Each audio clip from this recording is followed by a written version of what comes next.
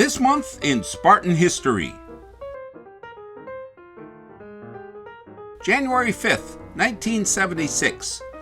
Terry Furlow scores a school record 50 points in Michigan State's 105-88 victory against Iowa at Jenison Fieldhouse.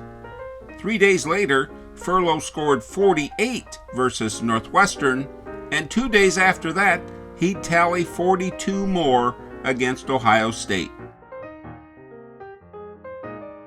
January 18th, 1986.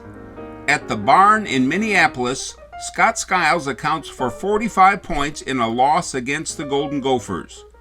Though the three-point line wasn't in effect at that time, the Spartan Stars sank 15 of his 20 field goals from long distance. After fouling out, Minnesota's sellout crowd gave Skiles a standing ovation. January 22nd, 1976.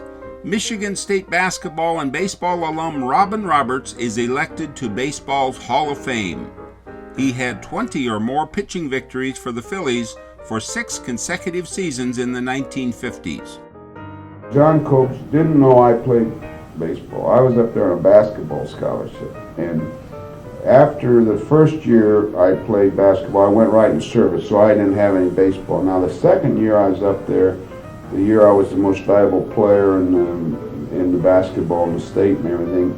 After that season ended, then I went out. And I had never talked to John about this, because I was involved in basketball. I didn't work.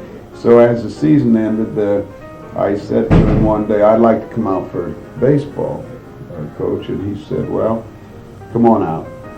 And he said, what do you play? And I said, well, I've played different things. What do you need? He said, I need pitching. And I said, well, I can pitch. I remember going in the cage. We were inside, of course. It was still in early March. And I remember going in the cage for the first time, and I could throw. As it turned out, I had a good arm, but I got in the batting cage, and I just popped a few fastballs after I got loose right off the bat, not a case of worrying about being in shape or anything. My legs were in good shape for basketball. And I popped a few fastballs, and the guys kept hitting the top of the cage where they couldn't get around on it, And I remember John saying, I think you might be able to help us. And I thought, well, that was nice of the old rascal. January 25th, 1975. Lansing State Journal sports writer Fred Stabley Jr. is the first to refer to Lansing Everett superstar Irvin Johnson as Magic. I was working for the State Journal at the time, and Magic was a sophomore in high school, and I'd heard a lot about him in junior high school, but I'd never seen him play. And the first game he played, I happened to cover, and that was out at Holt, and Everett won by a very small score, 1 or 2 points, and Irvin had 10 points, or 12 points and 10 rebounds, and fouled out of the game. I came back to the office, and people were asking, well, how good was Irvin Johnson? And I said, well, he was just another big kid, 6'5" kid. He'll probably be a pretty good player one day. Well, the very next game I happened to cover was also Everett. I played Jackson Parkside at Everett, and Irvin had like 36 points, 20 rebounds, 15 assists, and 10 steals. And Jackson Parkside was supposed to be the best team in the South Central Conference, and Everett won it by maybe 30 points. So after the game, I'd never seen a high school player do anything like that, including Chet Walker and some of the other guys that I'd seen play here in the state finals at Jenison Fieldhouse. And I went down to the locker room afterwards, and he was sitting there with a bunch of his friends patting him on the back, and I said, Irvin, we just got to call you something. And I said, Dr. J's out because Julius Irving was taken, and I said, the Big E's out with Elvin Hayes. I said, how about Magic? And he just looked up at me, and he was just a 15-year-old kid, and he said, well, that's okay with me, Mr. Stabley. And so that's what happened.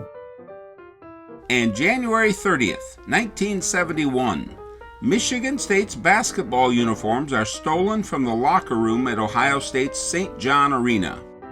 We get in the locker room, the players are starting to disrobe, and managers getting the uniforms set up, and finds out that several of the players don't have the uniforms. The uniforms are gone.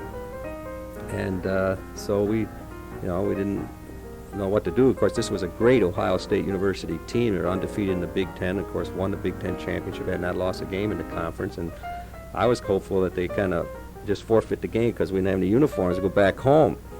But what happened was Fred Taylor and the athletic director at Ohio State allowed us to wear the road uniforms.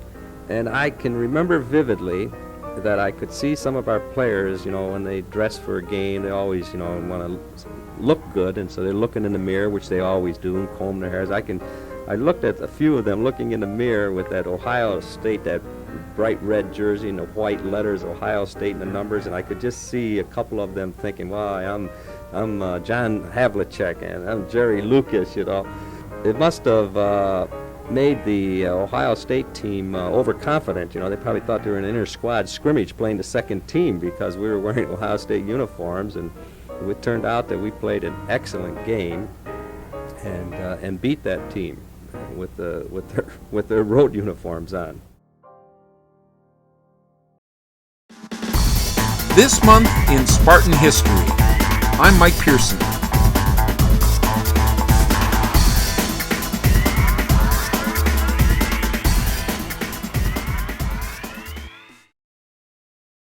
This has been an MGP Entertainment production.